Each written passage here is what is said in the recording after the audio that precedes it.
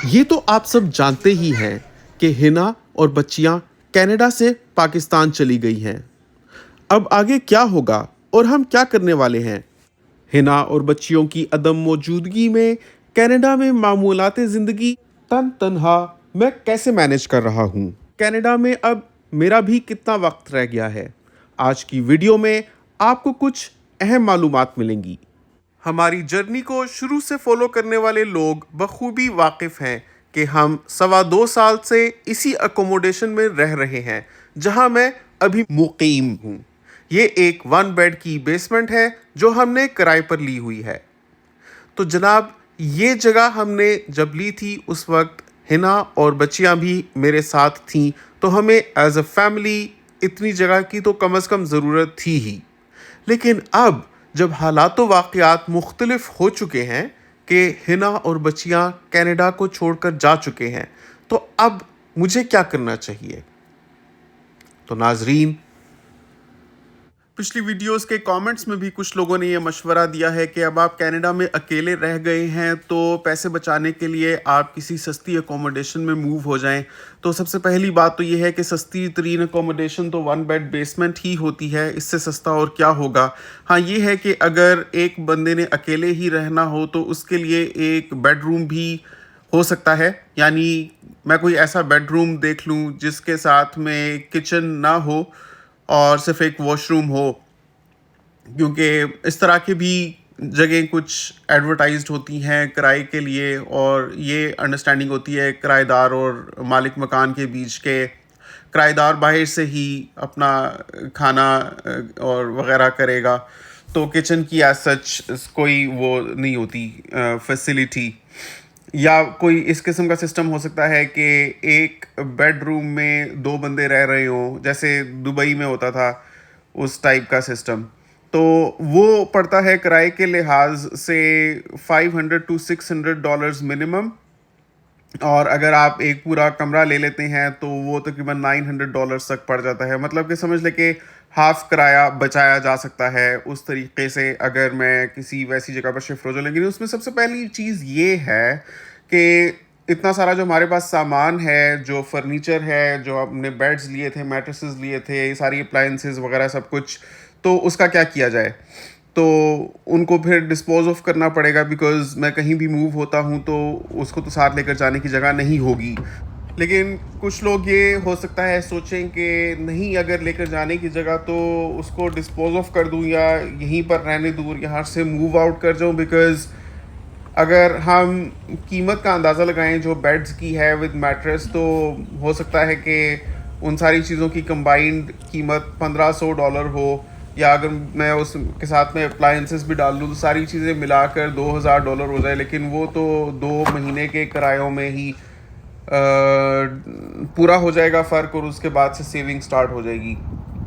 खैर, दूसरी चीज़ ये है कि ये भी देखना है कि हिना क्या डिसाइड करती हैं, क्योंकि उनको इस मिशन पर भेजा है पाकिस्तान के जाकर असेस करें कि हालात कैसे हैं, वहाँ पर मूव बैक किया जा सकता है या नहीं। तो लेट्स से अगर वो कहती हैं कि नहीं, जिधर हैं उधर ही ठीक हैं, तो फिर तो दोबारा से यहाँ वापस कैसे आऊँगा मैं अगर मैं किसी एक बेडरूम में शिफ्ट हो जाता हूँ। तीसरा मसला ये है कि आपको पता है कि मैं डेली व्लॉगिंग करता हूँ, तो उसके लिए एक ऐसी स्पेस चाहिए होती है जहाँ मैं इजीली और आज़ादाना रिकॉर्ड कर सकूँ। अगर फ़र्ज़ करें कि मैं एक कमरे में रह रहा हूँ जिसमें मेरे साथ एक और बंदा रह रहा हो या 2 बंदे और रह रहे हो, तो वहाँ पर मैं कैसे इस तरह से बोल बोल कर डेली व्लॉगिंग करूँगा?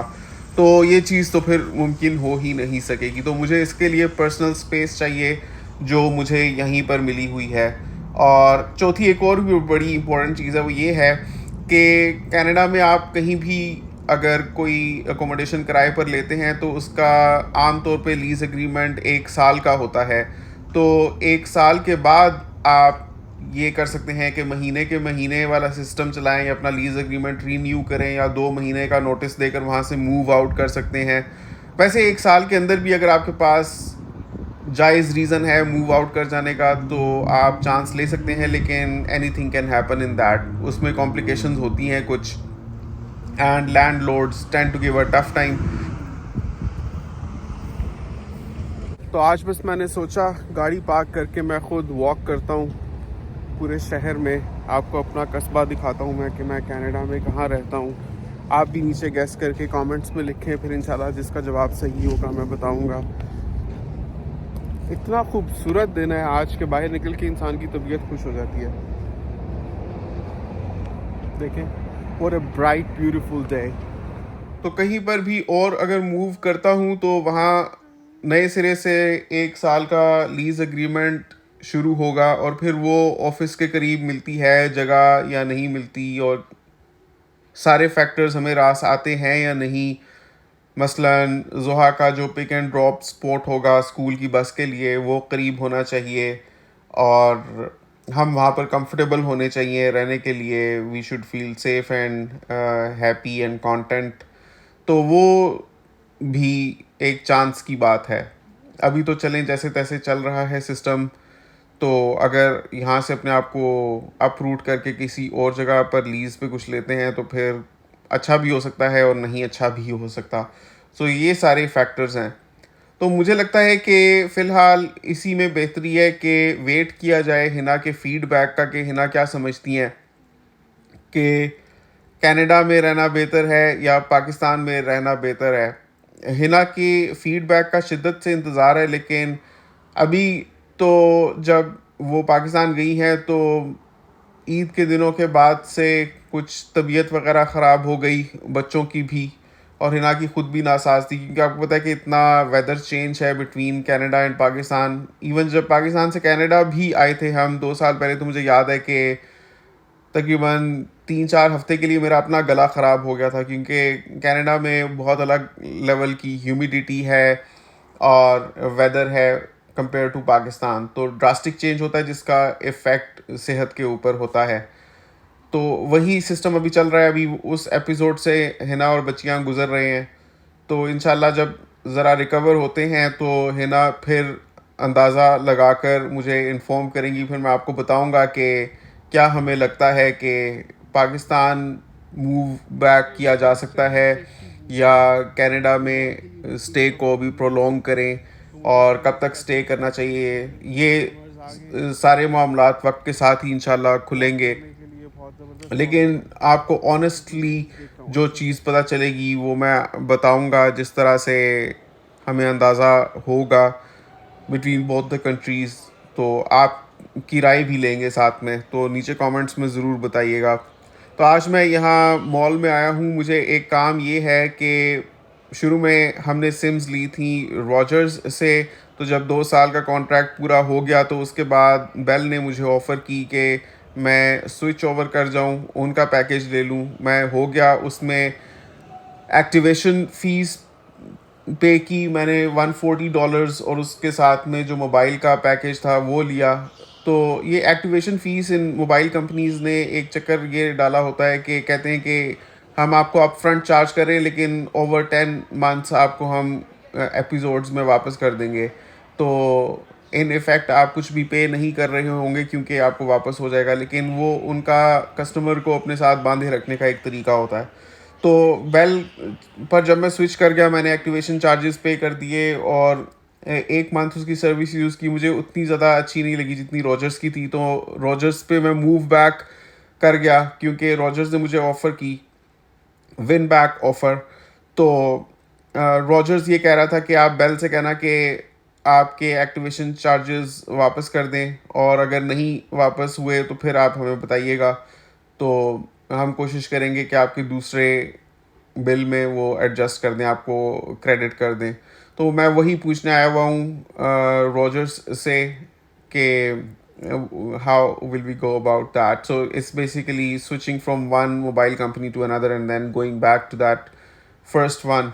तो उसके लिए मुझे कुछ बात करनी थी, और उसके साथ ही मुझे ये जूते भी लेने थे, क्योंकि मैंने सेफ्टी शूज़ पहने हुए हैं जो वर्क साइट पर तो चलते हैं, लेकिन अब समर आ गया है तो मुझे वॉक करनी होती है। तो उसके लिए वो सेफ्टी बूट्स बिल्कुल भी कंफर्टेबल नहीं है, बिल्कुल वो लोहे जैसे होते हैं नीचे से। तो मुझे अच्छे से स्केचर्स चाहिए, तो मैं यहाँ पर वही देखने आया था, लेकिन काफ़ी महंगे हैं ये, $120 के तकरीबन पड़ रहे थे विद टैक्स। तो मैंने सोचा कि मैं और कंपैरिजन करूँगा, कहीं और से भी कीमतें लूँगा। तो कोई मुनासिब रेट भी हो और चीज़ भी अच्छी हो तो वो मैं लूँगा। तो इतनी देर में चल के मुझे भूख लगी, क्योंकि गाड़ी मैंने नो फ्रिल्स के सामने ही खड़ी कर दी थी। जानबूझ करके पूरी मार्केट में चलता फिरता रहूँगा तो उसमें कैलोरीज़ खर्च होंगी और थकावट से फिर भूख भी लगेगी तो खाने का मज़ा आएगा। तो मैं पिछले 2 घंटे से चल फिर रहा था, उसके बाद मैंने सोचा कि अब एक जगह से लंच कर लेते हैं। तो मैं चिकन किचन आ गया था और यहाँ मैं ये खिड़की के साथ वाले डेस्क पर बैठ गया और मैंने ऑर्डर दे दिया मिनी सैंडविच का, और सैंडविच भी मैंने मिनी वाला ही ऑर्डर किया। तो वो बनकर आ चुका है, तो बस मैं अब अपना लंच करता हूँ। तो आप लोग नीचे कमेंट्स में अपनी राय का इज़हार ज़रूर कीजिएगा और मुझे दुआओं में याद रखिएगा। आपसे मुलाकात होती है इंशाल्लाह अगली वीडियो में। नेक्स्ट टाइम तक के लिए अल्लाह हाफ़िज़।